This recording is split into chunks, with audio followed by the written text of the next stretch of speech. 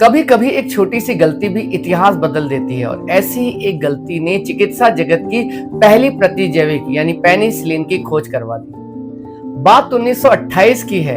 Alexander Fleming, जो कि Britain की सेंट मैरी हॉस्पिटल में कार्यरत थे, अपनी प्रयोगशाला में जीवाणुओं के संवर्धन से संबंधित एक प्रयोग कर रहे थे और वे अपनी पेट्री डिश में स्टेफाइलोकोकस बैक्टीरिया की वृद्धि करवा रहे थे।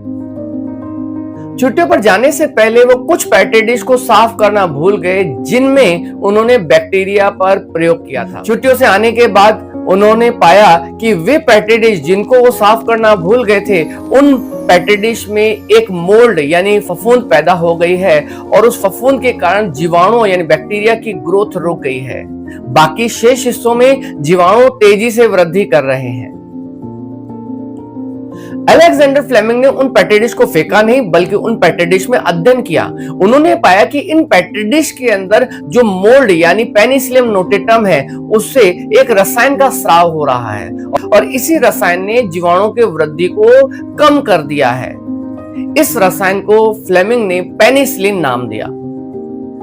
हालांकि पेनिसिलिन की खोज का श्रेय अलेक्जेंडर फ्लेमिंग को दिया जाता है, परंतु वे पेनिसिलिन को शुद्धिकृत रूप में प्राप्त नहीं कर पाए थे और लगभग 10 वर्षों तक फ्लेमिंग के इस प्रयोग पर कोई भी शोध नहीं किया गया। बाद में ऑक्सफोर्ड विश्वविद्यालय के 2 वैज्ञानिकों हॉवर्ड फ्लोरे तथा अर्नेस्ट बोरिस चैन ने फ्लेमिंग की इसी शोध को आगे बढ़ाया तथा पेनिसिलिन को शुद्धिकृत रूप में प्राप्त करने में सफलता प्राप्त की। द्वितीय विश्व युद्ध के दौरान अमेरिका तथा ब्रिटेन ने घायल हुए सैनिकों के उपचार के लिए पेनिसिलिन का इस्तेमाल किया तथा उस समय पेनिसिलिन का बड़े पैमाने पर उत्पादन किया गया, जिसके द्वारा लाखों लोगों की जान बचाई जा सकी। सन 1945 में इस कार्य के लिए अलेक्जेंडर फ्लेमिंग, हॉवर्ड फ्लोरे तथा अर्नेस्ट बोरिस चैन को चिकित्सा क्षेत्र का नोबेल पुरस्कार प्रदान किया गया।